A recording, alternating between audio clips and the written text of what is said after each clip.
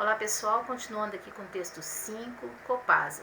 O texto da Copasa trouxe uma palavra muito boa para a gente estudar, que é água. E no vídeo de hoje a gente vai ver um pouquinho sobre história e ética. História muitas vezes diz que é a ciência que estuda o passado, mas ela não estuda o passado por curiosidade apenas. Ah, que legal, quero saber o que aconteceu. Não, né? Ela estuda o passado, o contexto do passado, de vários povos em vários lugares do mundo. Por quê? Para nos ajudar a entender a realidade de hoje. Se você sabe quem é a sua família, as pessoas da sua família, quanto mais informações você tem sobre elas, né, e sobre você mesmo na sua infância, mais fácil fica entender alguns comportamentos, alguns gostos, não é? Então, a história é assim, ela estuda o passado, mas de forma crítica, para tentar compreender como era antigamente, que ligação tem o que era antes, né, com o que está acontecendo agora. E com base nos dados que a história dá para a gente, né, a gente pode até tentar, às vezes, projetar o futuro com bastante sucesso. E a gente vai ver um pouquinho também de uma discussão ética, né? A ética também é uma disciplina da filosofia que ela vai estudar o quê? Valores, né? Por que o homem se comporta desta forma ou de outra forma, enfim. Antes de começarmos a ver, né, o que isso tem a ver com água, eu queria que a gente lesse juntos aqui uma tirinha do Armandinho, que é esse garoto aqui. O pai dele tá passando uma bronca nele. O Armandinho tinha feito uma prova e parece que ele foi mal, então o pai tá dando um sabãozinho. Por que eu sei que é o pai? Porque tá a calça aqui que o pai usa sempre nas figuras, nas tirinhas. E aqui tá o Armandinho. Então olha só, acompanha comigo o primeiro quadro. O pai tá brigando. Olha só, entre aspas, porque ele está tirando esse texto de algum lugar. Vocês já sabem, ele está tirando da prova. Vamos lá? Essencial à vida de todos os seres vivos. Começa com a letra A. Como você conseguiu errar essa? É óbvio que é água. O que você colocou na prova? Aí o Armandinho fala, amor. Armandinho tá sempre dando um show, né? Bom, olha só, e agora eu tirei um outro texto também. Como é que a gente sabe que eu tirei de, né, que não é meu? Por causa dessas aspas aqui também, tá vendo, de amarelinho? Eu tirei de algum lugar. E de que lugar que eu tirei? Daqui, ó. De amarelo aqui. Apresentação de A Ética do Uso da Água Doce. Um levantamento de Lord Selborne e foi publicado pela Unesco. Bom, olha só. Eu marquei aqui também, antes da gente ler, os pontos que tem aqui que indicam o final de frase. A gente tem 2 pontos aqui. Então, a gente, nesse texto todo aqui que está entre aspas, nós temos 2 frases. A primeira frase está 1, 2, 3 linhas e a segunda frase 1, 2, 3 linhas também. Vamos ler a primeira frase? Não pode haver uma distribuição ética de água se não são consideradas as necessidades de todas as partes. Ética aqui está no sentido de desejável, boa, correta, né? Então, não pode haver uma distribuição ética de água se não são consideradas as necessidades de todas as partes. Que partes serão essas que ele está falando? Quem é todas as partes? A gente viu no texto de ciências, né, que, na verdade, a água está muito mal distribuída no mundo. Além da gente só ter 3% de água doce, água potável, né, esses 3% ainda estão em geleiras, no subsolo, estão nem sempre acessíveis. E a gente viu uma outra coisa também. Há países que têm pouquíssima água potável e há países que têm relativamente muita. No caso do Brasil, nós somos privilegiados, nós temos relativamente, né, considerando os outros países, muita água, o que não significa que a gente possa gastar água, desperdiçar água, ou que essa água vai estar sempre aí. Mas vamos retomar aqui a leitura? Então acompanha comigo aqui, ó. Deixa eu pegar um apontador. Tô de azulzinho aqui, ó. Então não pode haver uma distribuição ética, desejável, boa de água se não são consideradas as necessidades de todas as partes. Depois a gente vai ver quem são essas todas as partes e que necessidades seriam essas. Vamos ver a segunda frase agora. Está aqui de cinza. Para alcançar isto, olha, peraí, deixa eu pegar aqui. Peraí, tá difícil hoje. Não quer me obedecer. Não quer mesmo, gente. Então vamos aqui, ó. Para alcançar isto o quê? Uma distribuição ética de água, né? Uma distribuição correta, uma distribuição que não prejudique as pessoas, pelo contrário, beneficie a maioria das pessoas, né? Aí seria o tal da ética. Para alcançar isto, essa distribuição ética, a solidariedade na distribuição de recursos hídricos deve ser um princípio norteador. Lembra? Hídrico, água, né? Então, qual para a gente distribuir eticamente, né, corretamente, de acordo com o valor humano, humanamente, a água, a gente deve pensar o quê? A gente teria que ser solidário. Né? Então, a solidariedade na distribuição de recursos hídricos deve ser um princípio norteador para essa distribuição ética. Por que solidariedade? Porque, na verdade, é isso que a gente estava comentando. Se não tem água disponível no mundo inteiro, alguém vai ter que ceder água para alguém, não é? É básico, é humano. Como diria aqui o Armandinho, né? Essencial à vida de todos os seres vivos é o amor. Se não houver solidariedade entre os povos, o que vai acontecer? Uma guerra. A guerra vai ser inevitável, porque imagina só você morrer de sede. Você vai lutar, não vai? Para conseguir? Não foi um pouco o que aconteceu quando o Covid chegou no país? As pessoas estavam enlouquecidas, comprando álcool em gel lá e brigando, pegando caixas e caixas, sem pensar que os outros também precisavam, que os outros também tinham medo, que os outros também queriam proteger pessoas que eles amavam. Imagina só se falta água, então, não é? Eu tirei um outro texto também, que é de um relatório da Comissão Mundial sobre o Meio Ambiente e o Desenvolvimento. Olha só como ele é antigo, ele é de 1987. Nós estamos no ano de 2020. Né? Tá escrito em inglês, é o nosso futuro comum, our common future, nosso futuro comum. Né? Então, olha só, entre aspas, porque eu tirei desse relatório aqui, né, essa citação. Olha só o que o relatório diz para nós. A Terra é uma só, mas o mundo não. Todos dependem de uma biosfera para sustentar nossas vidas. No entanto, cada comunidade, cada país luta pela sua sobrevivência e prosperidade, dando pouca atenção ao impacto que tem sobre os outros. Vamos ver de novo, devagarinho aqui, ó, as frases. Olha só que eu marquei aqui uma, duas, nós temos 3 frases, né? Nessa citação. Eu sei que eu peguei isso de algum lugar, não sou eu que estou escrevendo, né? É nesse relatório aqui da Comissão Mundial sobre o Meio Ambiente e o Desenvolvimento, lá de 1987. Vamos pegar frase por frase. Então, a primeira frase. A Terra é uma só, mas o mundo não. O que será que significa isso? Vamos pensando devagarinho aqui, olha. A Terra, o planeta, né, é um só, não é? Não tem para onde fugir. É uma só. É isso daqui. Essa vista linda, inclusive, gente, é lá da Lua. Aqui está a Lua e aqui está o nosso planetinha. Ela é uma só. Mas o mundo não. O mundo somos todos nós, pessoas, ecossistemas, animais, né? Nós somos muito variados, né? E é isso. A Terra é uma só, mas o mundo não. Né? Então, olha só, peguei umas fotos de criancinhas aqui, do Tudo Interessante.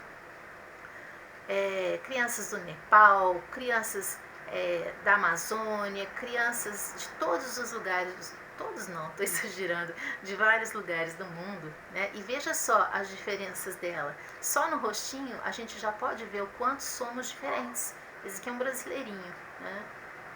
Somos diferentes, culturas diferentes, pensamentos diferentes, valores diferentes, né? Aqui, por exemplo, crianças que são obrigadas a trabalhar porque não têm condição de sobreviver se não forem trabalhar, não é? Tem crianças que têm mais bens, né? Têm acesso à educação, tem crianças que não têm acesso à educação, tem crianças em que por serem meninas, elas são proibidas de estudar. Então, a Terra é uma só, é um só planeta. Mas nós somos muito diferentes. Mas nós somos humanos. Isso é o que nos une. Agora, a outra coisa que nos une é o seguinte, olha, todos dependemos de uma biosfera para sustentar nossas vidas. Todos nós, todos mesmo. Nós, seres humanos, nós, outros animais, né? Olha que lindo esse sistema ecológico dela aqui, né? Olha os elefantinhos, todos, seres humanos e outros animais. E plantas, não é? Todos nós dependemos do quê? Dessa biosfera. A biosfera é essa parte externa da Terra, com seus relevos, com suas árvores, com suas plantas, com suas águas, não é? É daí que a gente tira o nosso alimento, o nosso sustento. É daqui que a gente tira o ar que a gente respira. Se a gente poluir o ar, todos nós vamos sofrer com isso. No entanto, olha, apesar de a Terra ser uma só, o mundo ser tão diferente, mas a gente ser humano, e é isso que nos une, e de todos nós dependermos, né, desse mundo para nos sustentar, o que acontece? No entanto, cada comunidade, cada país luta pela sua sobrevivência, mas não é só sobrevivência, é o que? Prosperidade também. E o que um considera prosperidade? Né? Será que é só bem material? Será que eu preciso ter um carro para cada pessoa da minha família para que eu me considere próspero? Há países que são assim. Né? Ou será que eu não preciso nada disso? Eu preciso de outras coisas, de uma boa educação? O que eu considero prosperidade? A gente viu que cada coisa que a gente faz no mundo tem uma tal da pegada ecológica. A gente deixa rastros nesse mundo. Né? A gente usa recursos desse mundo. E o que você usa, às vezes ele pode ser renovável, às vezes ele pode não ser renovável, né? Fora o lixo que você está produzindo. Então, olha só, o que ele está falando é o seguinte, apesar da Terra ser uma só, com seus recursos limitados, apesar do mundo ser tão diferente, né? Mas o que nos une é que todos somos humanos, né?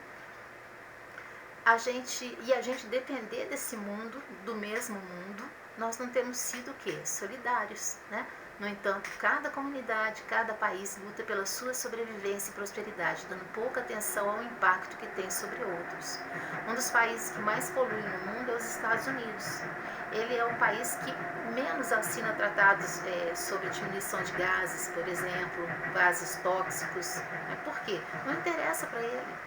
Né? O que ele julga que é prosperidade é ter. Se o outro não tem, azar do outro.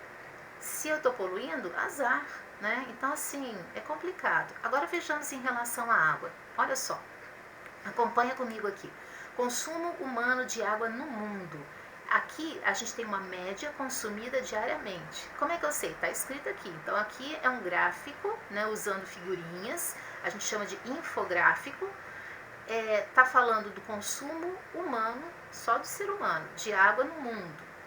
A média consumida diariamente. A média ideal, de acordo com a Organização Mundial de Saúde, são 50 litros. Os canadenses gastam até 600 litros. Olha só, eles são os que mais gastam água. Por isso que está aqui mais preenchido, né, de azulzinho. São os canadenses. Depois vem os norte-americanos, que gastam quase metade disso daqui, um pouquinho mais que a metade, 350 litros. Depois vem os japoneses, 350 litros também, empatou com o norte-americano. Depois vem o europeu de modo geral. Então, europeu é o quê? Português, espanhol, francês, alemão, né? Depois vem o brasileiro, que gasta 187 litros por dia, cada um de nós, né? E depois vem o africano da região subsaariana, subsaariana é abaixo do deserto do Saara, que gasta o quê? Até 20 litros. Olha a discrepância, não é? Você tem aqui o africano gastando até 20 litros, né? Enquanto o canadense gasta até 600 litros, 30 vezes mais. E agora tem uma coisa mais, um agravante aqui ainda. Olha só, entre aspas, porque eu tirei esse texto de um outro lugar. De onde que eu tirei? Desse site aqui, Unipax. Era uma notícia chamada O Problema da Escassez da Água. Aqui está escrito o seguinte, ó. Foi de onde também sai esse gráfico aqui, tá? O consumo dos países mais ricos, então, Canadá, Estados Unidos, Japão. O consumo dos países mais ricos supera os países mais pobres e que possuem maior densidade populacional. Então, eles têm menos pessoas, mas um canadense gasta por 30 africanos. Um norte-americano gasta por quê? Uns 15, né? Depois a gente pode fazer a conta direitinho. Africanos. Um brasileiro gasta quase por 10 africanos. Complicado, né?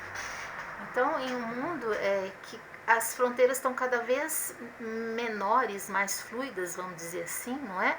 Hoje você compra produtos vindo de tudo quanto é lugar do mundo, da China, né? A vacina que nós estamos tomando, né? Algumas vêm da China, outras vêm da Índia, outras vêm da Europa, não é? O mundo está cada vez menor, quase não tem fronteira praticamente agora, né? Olhar e aprender com a história, então, é fundamental para a gente tentar entender o presente. Entender o presente para mudar, para que a gente possa fazer um presente, um futuro bom para todos, não só para alguns, para todos. Como diz o Armandinho, né? Essencial é amor. E aí a gente não está sendo assim romântico, não. A gente está sendo realista. Por quê? Porque onde falta o amor, é preciso que hajam leis. E se faltar muito amor, e se faltar água, e sem amor ainda, o que vai ter? Guerra, não é? Olha só, a guerra em relação à água já começou. Bom, aqui foi o que eu estava falando. Em um mundo com fronteiras cada vez mais fluidas, olhar e aprender com a história é fundamental para entender o presente e projetar um futuro, né? Aí o Armandinho de novo faz uma pergunta para o pai, uma pergunta daquelas que deixa meio, né, constrangido. Pai, será que somos mesmo inteligentes? Esse é o sapo de estimação do Armandinho. Tiramos a mata ciliar que protege os rios e nascentes e depois reclamamos que falta água? Alguns países, eles realmente têm uma geografia, né, que já não era muito bom em termos de distribuição de água. Mas outros países, né, com geografias e hidrografias abençoadas, como o nosso país, por exemplo, destrói aquilo que tem. Então, olha só, aqui é uma foto de Brumadinho. Vocês lembram? Faz pouco tempo, né, que rompeu a barragem de Brumadinho. E o rio Paraopeba, né, que é um grande rio que alimenta outros rios, virou um mar de lama. E o que foi feito? O que está sendo feito? O que dá para ser feito? Será? Né? Então, enquanto o dinheiro valer mais do que vidas, a gente vai afundando cada vez mais nesse mar de lama aqui. Olha só, aqui, essa foto aqui é do Lucas Nino, né? E aí tem a legenda dessa foto, era o seguinte, ó. Depois do rompimento da barragem em Brumadinho, Minas Gerais, o córrego do Feijão, que tinha uma largura máxima de 4 metros, transformou-se em um rio de lama com cerca de 50 metros de largura. Então, além das casas destruídas, da mata destruída, a gente tem o quê? O rio também destruído. Aqui, ainda dessa mesma reportagem que era da National Geographic, Aqui, técnico de uma empresa privada contratada pela Vale coleta amostra da água do rio Paraopeba. Se a gente não coloca isso daqui, dá a impressão que o homem está tomando Toddy, né, gente? Olha como que tá grosso de lama. E não é só lama, né? É rejeito, que a gente sabe que polui. Quantos peixes foram mortos aqui, quantas pessoas que beberam essa água se contaminaram e adoeceram também. Bom, e não é só no nosso país, né? Aqui tem uma foto de um outro rio também muito famoso, o rio Ganges, né? Lá da Índia. É lixo, é esgoto jogando em rio. A Lagoa da Pampulha, gente, foi uma lagoa planejada. Botaram a lagoa lá, ela não existia, né? Então colocaram aquela lagoa planejadinha ali, jogando todos os esgotos da cidade e de cidades vizinhas na lagoa. Aí você fala, é coisa de doido, é coisa de quem não pensa, é coisa que não olha para a sua própria história, não é? O mundo hoje é muito diferente do que foi quando a gente era criança. Vocês lembram como a temperatura era agradável? Está mudando, e está mudando por quê? Pela ação nossa, ação do ser humano sobre esse ambiente, uma ação descuidada, né? E a natureza cobra, a gente vê que cobra. Aqui, ó, mais uma citação. Então, olha aqui, entre aspas, porque é uma citação. De onde que eu tirei? Eu tirei do Guia do Estudante da Abril. Atualidades do vestibular, 4 disputas por fontes de águas que já são realidade. Então, assim, pensar que uma guerra, né, pela necessidade de água é algo improvável de acontecer, é bobagem, porque a história já nos mostra hoje isso acontecendo. Então, o que está escrito aqui? Ó, lê comigo. À medida que um bem tão essencial para a vida humana começa a se esgotar, que bem que é esse? A água. Aqui eles estão falando de disputas por fontes de água, né? As disputas por suas fontes se intensificam. Essas disputas podem ser diplomáticas, né? Conversa daqui, conversa de lá, a gente chega num acordo e resolve. Mas pode também ser uma disputa mais violenta. Bom, eu não vou ver todas as 4 com vocês, não. Quem quiser entra aqui no Guia do Estudante da Abril e vai entender um pouquinho o que está acontecendo. Mas a gente vai dar uma olhada bem rápida. Ana do céu, não vou lembrar disso tudo. Não precisa lembrar, gente. É só, o que eu quero que vocês entendam é o seguinte: olhar para o nosso passado, e não precisa ser um passado super distante, não, né? Ontem já é passado, uma semana atrás já é passado, não é? Uma hora atrás já é passado. Olhar para o nosso passado, refletindo sobre ele, pensando sobre ele, nos ajuda a melhorar o nosso presente e o nosso futuro. A história é essa ciência que nos ajuda a olhar para o passado, a entender quais são as motivações do ser humano, daquela cultura, daquele povo, nas condições daquele tempo, né? E então, assim, eu quero que vocês entendam isso e que entendam a beleza e a importância da gente estudar história. Só isso. Aqui é um pretexto para a gente conversar um pouquinho sobre a contribuição dessa ciência para a nossa vida.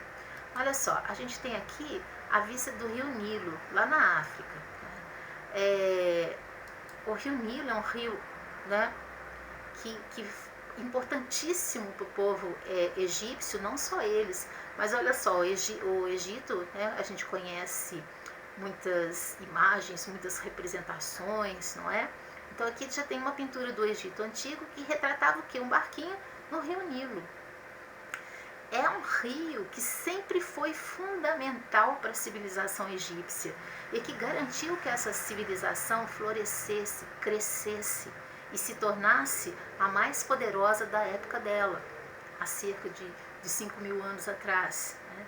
Ela dependia grandemente desse rio como fonte de água e via de transporte, porque o Nilo ele tem fases de cheia, e quando o Nilo enche, ele transborda, e nas margens dele, então, as terras eram fertilizadas naturalmente por esse transbordamento. E aí, gente, se você pensar na África, né,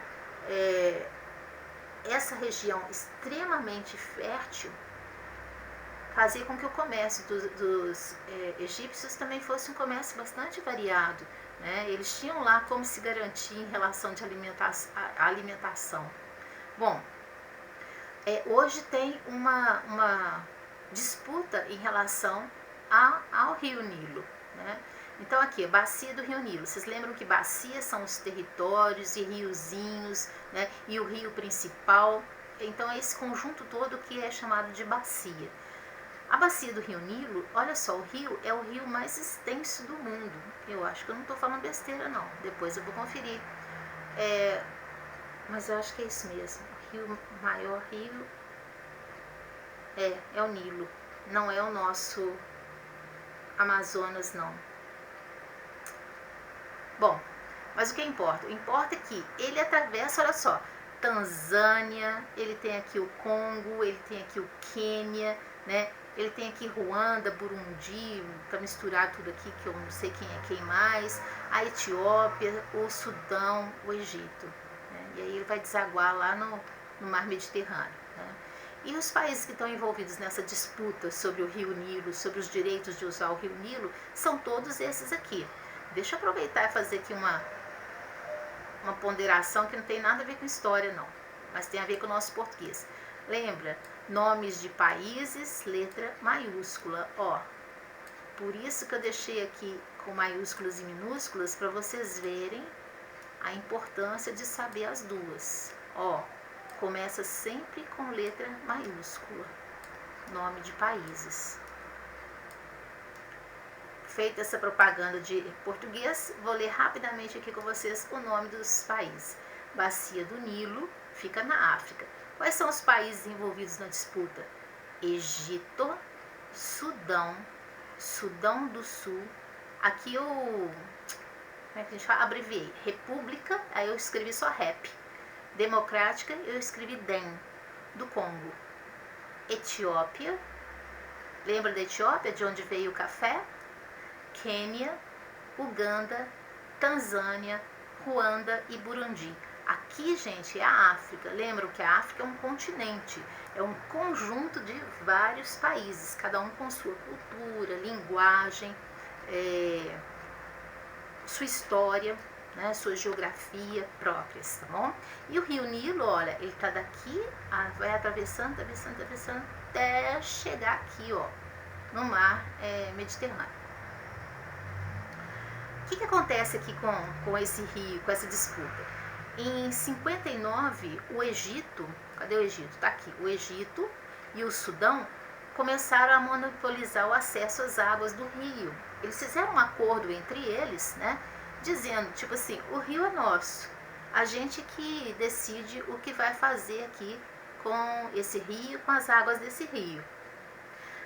Nos últimos anos, países como a Etiópia, a Uganda, Quênia, Tanzânia, começaram a exigir a partilha igualitária do rio. Por quê, gente? Porque olha só o que acontece. Na medida em que um país fala que o rio é dele, e que então começa, desvia o rio daqui, faz hidrelétrica aqui, tira essa água e canaliza a água, ele está prejudicando todo o restante do rio, não é só o pedacinho dele não. Tem um impacto ecológico em cima de todo o curso desse rio, em cima de toda a bacia. Por isso, quando falaram que iam transpor São Francisco, muita gente falou, não façam isso, vamos pensar em outras alternativas. Né? Então, assim, é preciso pensar muito bem no impacto ambiental. Lembra que o camarada lá na frente, lá na citação que a gente leu, ele falou assim, olha, a gente tem que considerar o interesse de todas as partes. Olha só, no entanto, cada comunidade, a Terra é uma só, mas o mundo não. Todos dependemos de uma biosfera para sustentar nossas vidas. No entanto, cada comunidade, cada país luta pela sua sobrevivência e prosperidade, dando pouca atenção ao impacto que tem sobre outros. E assim, nós não vamos ter uma distribuição ética da água. Vai ter sempre gente passando necessidade de água, né, sem acesso ao recurso, como poderia e deveria ter. Né? Por quê? Porque outros dizem que são donos daquilo. Então, o Egito e o Sudão falaram, o rio é nosso, a gente decide. Né? E aí fizeram um acordo entre eles e começaram a construir represa, né? E aí os outros países falam, não, peraí, nós também dependemos desse rio. Então a gente tem que discutir juntos.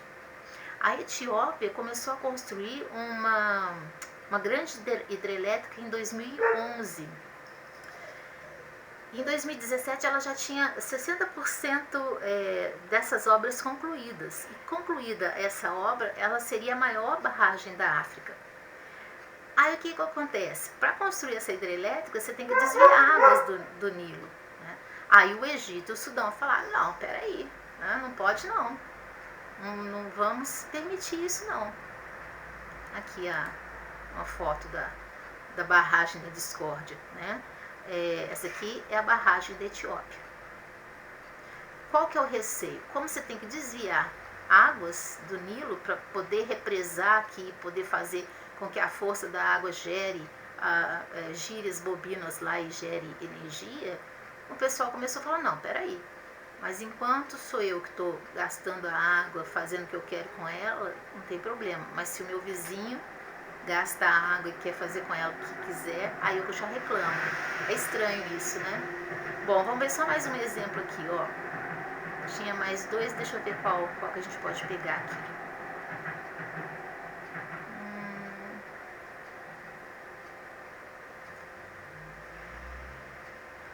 Aqui, vou pegar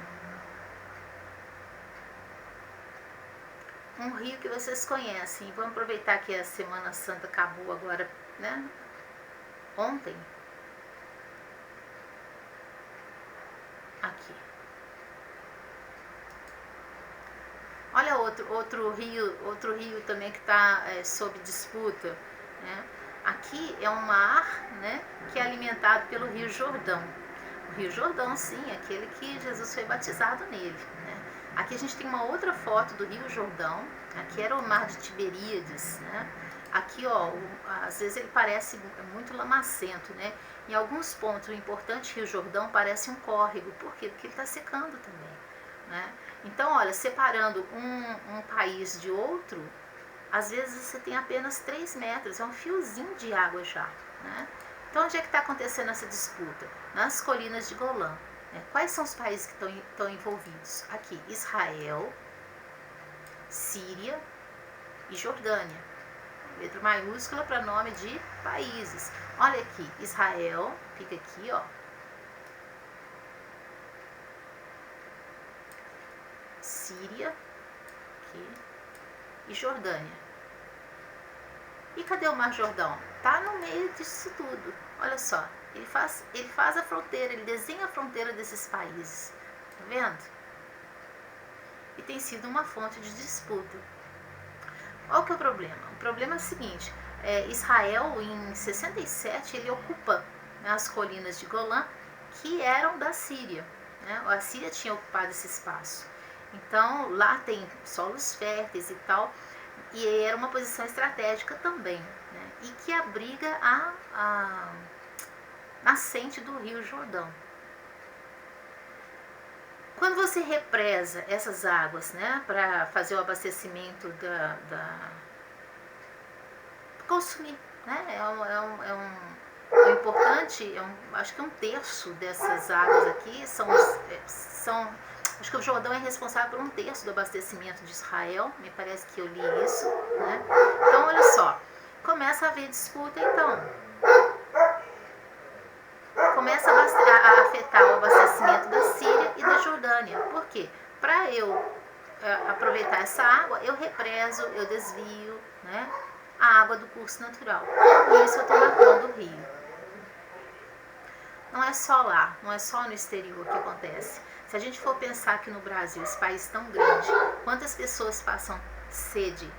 Quantos animais, né, quantas árvores morrem porque não tem água? Em outros lugares a gente está jogando essa água literalmente pelo ralo. Então, gente, a questão da água é uma questão séria, uma questão para a gente pensar, né? Os rios não são eternos, a história mostra isso, né? Como que a paisagem vai mudando ao longo do tempo. A África não tinha tantos desertos como tem atualmente. Quem está mudando essa paisagem é o ser humano por meio da sua ação sobre a natureza, Então a gente tem que começar a pensar, né? Olha só, eu estou disposto a abrir mão, né, desse desperdício para beneficiar outras pessoas que não têm acesso à água? Se eu estou disposta, o que eu posso fazer para ajudar os governos do meu país e os governos de outros países a se entenderem? A gente tem que estar ligado e participando das discussões da atualidade, né? Bom, vamos ficando por aqui, senão esse vídeo vai ficar imenso, já tá grandão, né? Vamos ver, quem chegar até aqui, até o final, fala a palavra-chave para mim, chave. Eu vou saber que você conseguiu chegar até o finalzinho. Vou dar até um prêmio, hein? Uma garrafa de água especial, água prata. Já tomaram? É boa demais, gente. Vocês não sabem o que é água boa. Bom, depois a gente conversa mais. Um abraço para vocês. Fiquem com Deus.